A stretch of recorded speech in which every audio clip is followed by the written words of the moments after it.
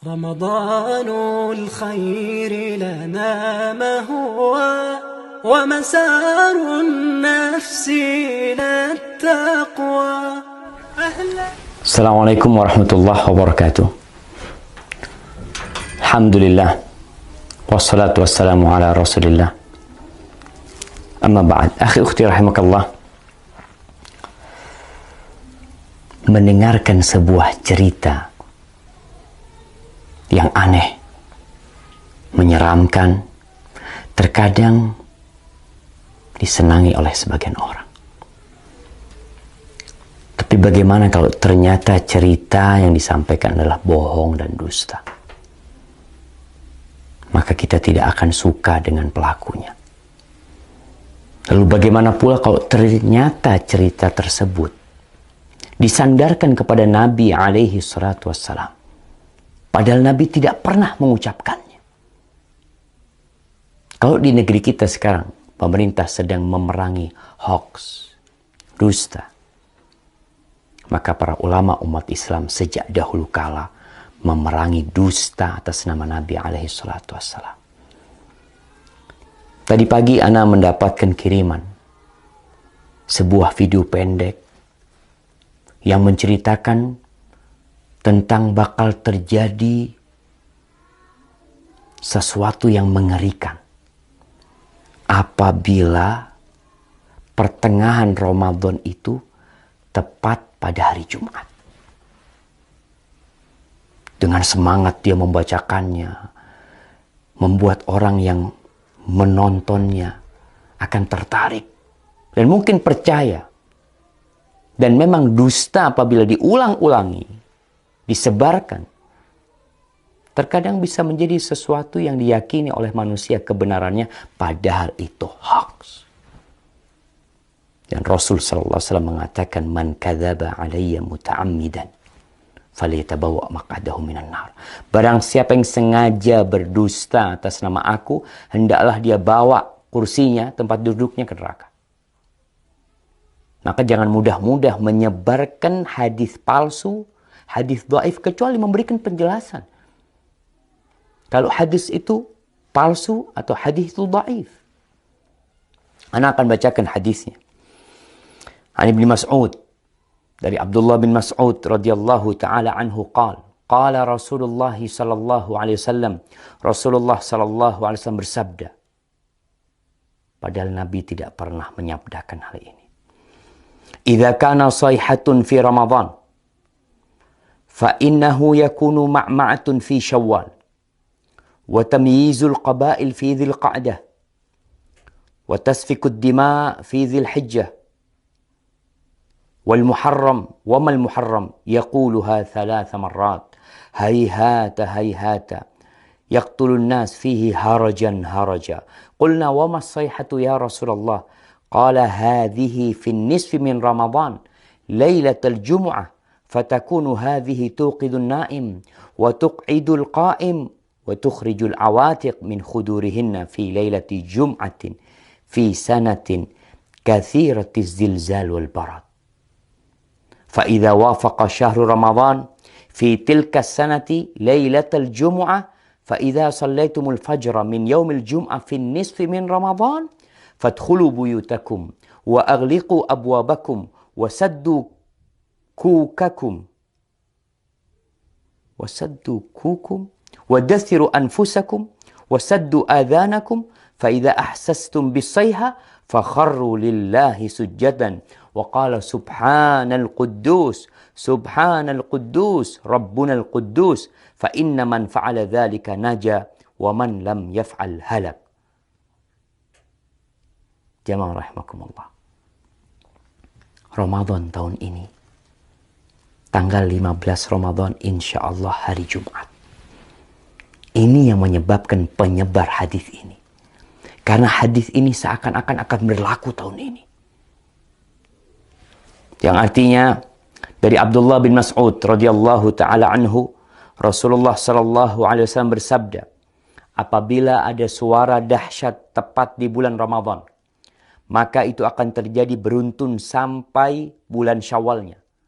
Banyak di antara golongan manusia lebih memisahkan diri. Mereka bergerombol-gerombol di bulan Dzulhijjahnya. Pertumpahan darah banyak terjadi di bulan Dzulhijjah tersebut. Juga semakin klimak ketika masuk di bulan Muharram. Rasulullah SAW menyebutkan hal itu 3 kali. Apa yang harus kami lakukan di bulan Muharram? Para sahabat bertanya, sayang. Sungguh sayang, kata beliau. Mereka tidak mengetahui dan apa yang harus dilakukan di bulan Muharram. Saat itu di antara manusia banyak yang saling membunuh. Apa suara dahsyat itu ya Rasulullah? Sahabat bertanya kepada Nabi SAW. Suara keras itu adalah mulai terjadi di pertengahan bulan Ramadan yang bertepatan di malam Jumat. Suara dahsyat itu mengagetkan orang-orang yang sedang tidur, menjatuhkan orang yang sedang berdiri. Segala benda terhempas jauh keluar dari tempatnya, atau para wanita yang masih gadis akan keluar dari kamar-kamarnya. Malam Jumat pertengahan Ramadan itu terjadi goncangan dahsyat dan cuaca sangat dingin. Banyak sekali terjadi gempa, banyak sekali yang seperti yang kita lihat lah, gempa di mana-mana mungkin. Kemudian apabila bulan Ramadan itu tepat di tahun itu, dan kalian sedang melaksanakan sholat subuh malam Jumat di pertengahan bulan Ramadan tersebut, masuklah ke dalam rumah, kuncilah pintunya, tutuplah kepala kalian, lindungi tubuh kalian, dan tutup telinga kalian. Apabila kalian merasakan suara dahsyat, bersyukurlah, sujud. Nih, ada sujud. Kita tahu sujud itu ada sujud syukur, sujud tilawah, kemudian ada sujud sahwi, ada sujud ketika sholat. Ini sujud ketika mendengar suara keras. Membaca Subhanal Quddus, Rabbunal Quddus. Karena sesungguhnya apabila kalian melakukan itu, niscaya selamat. Jika tidak, tentunya akan binasa. Ini tersebar jemaah di beberapa tulisan. Ini ambil dari beberapa tulisan yang ada di internet. Kemudian video itu juga telah tersebar, yang disebarkan oleh ya entah siapa yang menyebarkan hal itu, menyebarkan hoax. Kita lihat sekarang bagaimana hukum hadis ini. Para ulama menjelaskan hadzal hadis munkar la yasih. Hadis ini mungkar, tidak benar. Al-Uqaili mengatakan laisa li hadzal hadis aslun min hadithi thiqah. Hadis ini enggak punya dasar dari perawi yang thiqah, wala min wajhin yathbut, dan enggak ada yang benar dalam hadis ini. Itu disebutkan dalam Ad-Du'afa Al-Kabir. Dan Ibnul Jauzi mengatakan hadis ini hadza haditsun maudhu. Hadis ini palsu atas nama Nabi SAW. Kemudian Syekh Albani mengatakan maudhu'un, hadis ini palsu, diriwayatkan oleh Nuaim ibn Hammad dalam kitab Al-Fitan. Dan Al-Imam Al-Zahabi mengatakan qultu dha maudhu' wa maslama saqit matruk. Ini hadis palsu. Perawinya ada yang matruk, yang dituduh berdusta jamaah. Ditinggalkan. Lalu kita meriwayatkannya, menceritakannya kepada umat, menyebarkannya. Atas nama Nabi SAW. Nabi bersabda, padahal Nabi tidak pernah menyabdakan hal itu. Jamaah, ma min qaul.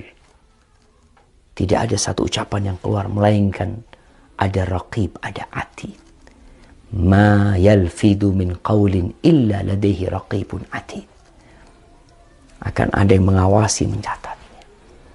Tapi mungkin sebagian mengatakan, Ustadz kan boleh meriwayatkan hadis dhaif. Kan ada ulama yang berpendapat seperti itu. Kan ada khilaf di antara para ulama. Nah, Anda akan sebutkan para ulama yang membolehkan meriwayatkan hadis dhaif. Yang pertama, mereka mengatakan ini dalam fadailul a'mal. Dalam fadilah beramal. Bukan dalam menceritakan hal yang gaib. Yang mana itu berkaitan dengan akidah seorang hamba nanti. Boleh mengamalkan hadis-hadis dhaif dalam fadailul a'mal dengan catatan 3. Yang pertama, hadisnya tidak terlalu dhaif. Kalau yang tadi palsu. Yang kedua, hadis ini masuk dalam kaidah umum sebenarnya. Yang ketiga, tidak boleh meyakini ketika mengamalkan bahwa itu dari Nabi SAW. Hanya orang ini hati-hati mengamalkannya. Maka hadis palsu, hadis yang dhaif sekali tidak boleh. Kalau antum mau menyampaikan sebuah hadis yang dhaif, sampaikan kalau ini dhaif, kalau ini palsu agar orang faham dan mereka tidak tertipu dengan apa yang kita sampaikan. Barakallahu fikum. تزهو الدنيا بمحياك حياك الله وبياك